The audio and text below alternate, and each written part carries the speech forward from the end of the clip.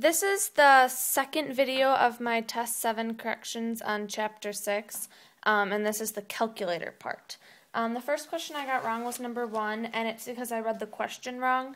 The question was, the table shows the number of hybrid cottonwood trees planted in tree farms in Oregon since 1995. Find a cubic function to model the data and use it to estimate the number of cottonwoods planted in 2006. And I just found the linear regression, and there's the table right there. And so I just found the linear regression instead of finding the number of trees planted in 2006. So what I did is I put the cubic function that I found into the y equals, and then I found on the line when it got to 2006 or 11 on the graph, and the number was 640.2, so there was 640.2 trees planted in 2006. The next question I got wrong is number 2, and I just got minus 0.1 because I forgot to label, and the answer was 105, but it should have been 105 feet cubed.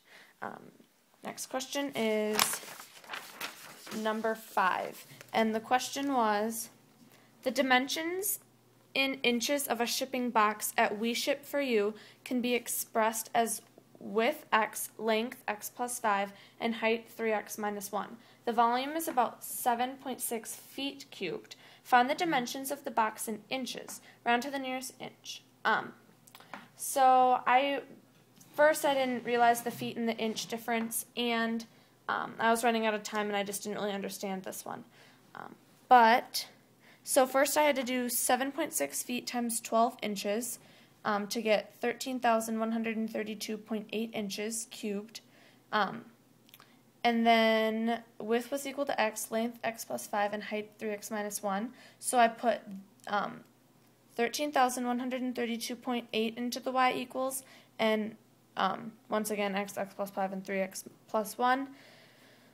The quantities of into y equals in different, in y1 and y2. And then I found the intersection, which was at about 14.972. So it said to round to the nearest inch, so I rounded up to 15. So then x was equal to 15, and I put that into the equations. So x is equal to 15. 15 plus 5 is equal to 20. 3 times 15 minus 1 is equal to 44. So width was equal to 15 inches, length was equal to 20 inches, and height was equal to 44 inches. Next was question number 7, and for 7, 8, and 9, I just found the rational roots. I had just kind of blanked out and not realized that I needed to put it in for synthetic or long division to find the other roots. So for number 7, I had originally had negative 4, so I put that in for synthetic division for 1, and then times negative 4, 0, 0, 3, times negative 4 is negative 12, with a remainder of 0. So then your equation is x squared plus 3. So x squared is equal to negative 3. Find the square root. X is equal to I times the square root of 3, so x is equal to plus or minus I the square root of 3. So that's 2 roots, and that is 1 root. So that works because there's a possibility of 3. So the roots are negative 4 and plus or minus I squared of 3. Next, same for question 8.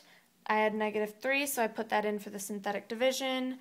2 and negative 3 for negative 6. 2 times negative 3 is negative 6.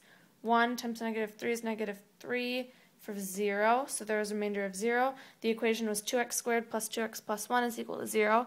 So then I had to use the quadratic formula. X is equal to negative b plus or minus the square root of b squared minus 4ac all over 2a. I did that.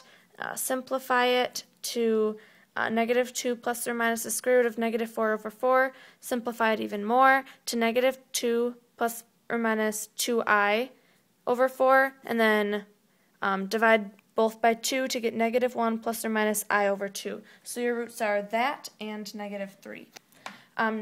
Number 9 was similar, except I had to find all the zeros of the function. And so first my two zeros were -2 and 0.5. But since there was 2, I had to put the quantities next to each other and FOIL it out to get x squared plus 1.5x minus 1. And then I divided 2x to the 4th plus 3x cubed plus 3x minus 2 by that. And I long divided, I put in the quantities that I needed to equal to the previous numbers, and it ended up that I had a remainder of 0 for all of it, or I had 0 for everything. So my final factor of it was 2x squared plus 2, so then I needed to use that to solve. So 2x squared plus 2 is equal to 0, subtract 2 from both sides. 2x squared is equal to -2, divided by 2 is equal to x squared is equal to -1. Then I had to find the square root of that. For x is equal to plus or minus I. So your answers or roots were -2, 0.5, and plus or minus I. My next question is number 10, and what I basically did is, where I have 4i squared, I subtracted 4 instead of added 4, so that just messed up my end. But so I had to write a third-degree polynomial in standard form using the 0, 6, and -2i, but it can be like plus or -2i, so it's x minus 6, x minus 2i, and x plus 2i. First, I FOILed out these two to get x squared plus 4 times x minus 6. Then I combined these to get x cubed minus 6x squared plus, and then my differences were plus 4x squared and minus 24. The last question was, the graphs below is that of a polynomial function, p of x with real coefficients. You should know the degree based on the shape of the graph.